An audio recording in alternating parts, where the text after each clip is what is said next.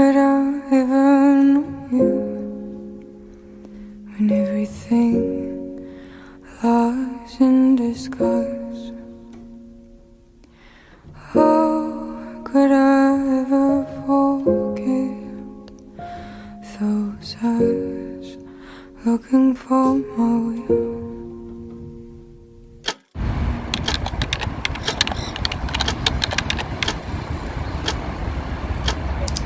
Imagina que vivís en un país donde una sola persona toma todas las decisiones. No la elegiste, no podés cuestionarla y encima te dicen que Dios así lo quiso.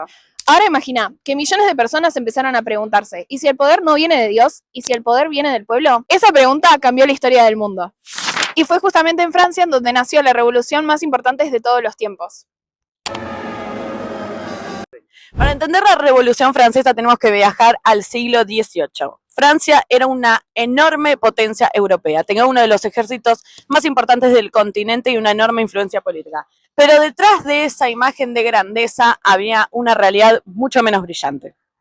El país estaba organizado bajo una monarquía absoluta. Eso significaba que el rey concentraba prácticamente todo el poder, convencido de que su autoridad tenía un origen divino. La nobleza y el clero disfrutaban privilegios especiales. Mientras tanto, campesinos, artesanos y comerciantes sostenían el sistema pagando impuestos. El problema era que el sistema comenzaba a mostrar señales de agotamiento. Las cosechas eran malas. El precio del pan aumentaba constantemente. El Estado estaba endeudado. Y quienes más sufrían la crisis eran justamente quienes menos poder tenían. La mayoría de la población francesa pertenecía al llamado tercer estado. Ellos trabajaban, producían, pagaban impuestos, pero no tenían participación real en las decisiones políticas. Era una sociedad profundamente desigual. Durante siglos se había aceptado que el rey gobernaba porque Dios así lo quería, pero los ilustrados comenzaron a cuestionar esa idea. Si todos los seres humanos nacen con razón, ¿por qué algunos tienen privilegios por nacimiento? Si todos forman parte de una sociedad, ¿por qué solo unos pocos toman las decisiones? Esta pregunta fue debilitada y legítima del absolutismo. Por primera vez millones de personas comenzaron a imaginar que el poder podía tener otro origen, no Dios, no la sangre y el pueblo. Ahora pensemos esto por un segundo. ¿Te imaginas trabajar toda la semana y gastar casi todo tu sueldo solamente para comprar pan? Eso era exactamente lo que estaba ocurriendo en Francia hacia finales del siglo XVIII. Y cuando la comida se vuelve inaccesible, el hambre rápidamente se convierte en enojo. Pero la situación era todavía más injusta. Mientras los campesinos, comerciantes y artesanos pagaban impuestos para sostener el Estado, la nobleza y gran parte del clero estaban totalmente exentos. Entonces, la pregunta es inevitable. ¿Te imaginas pagar impuestos toda tu vida mientras los sectores más ricos prácticamente no pagaban ninguno? Millones de franceses comenzaron a hacerse exactamente esa misma pregunta. Durante siglos existió una respuesta sencilla para justificar este sistema. Dios así lo quiso. Pero algo estaba cambiando. La alfabetización aumentaba, los libros circulaban y las ideas viajaban. Y cada vez más personas empezaban a preguntarse, ¿por qué la Iglesia dejó de ser el principal ideológico del poder?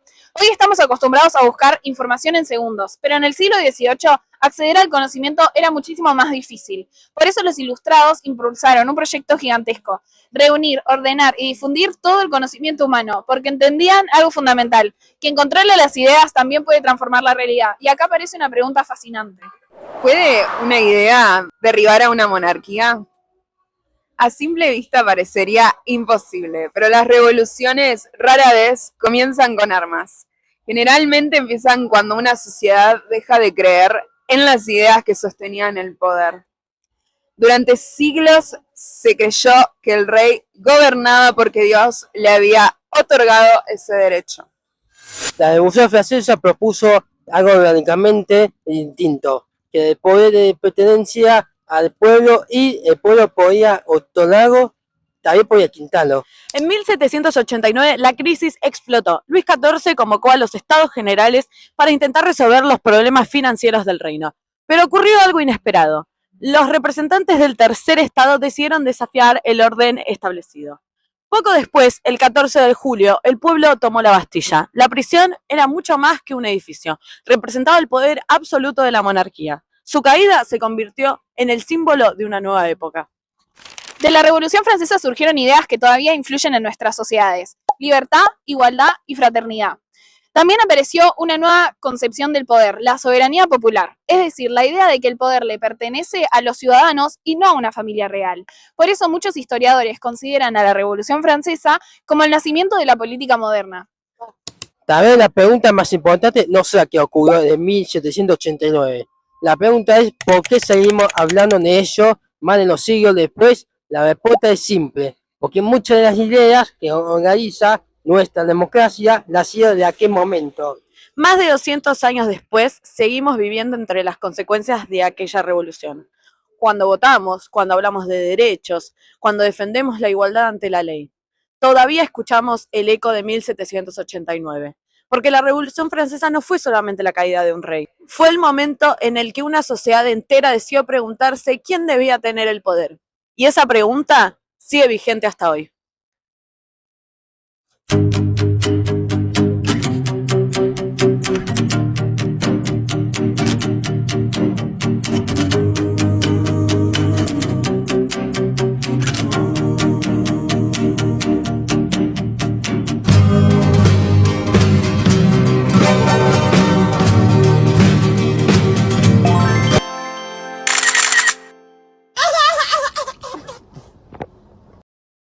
Exactamente lo que estaba ocurriendo. Está muy acostado.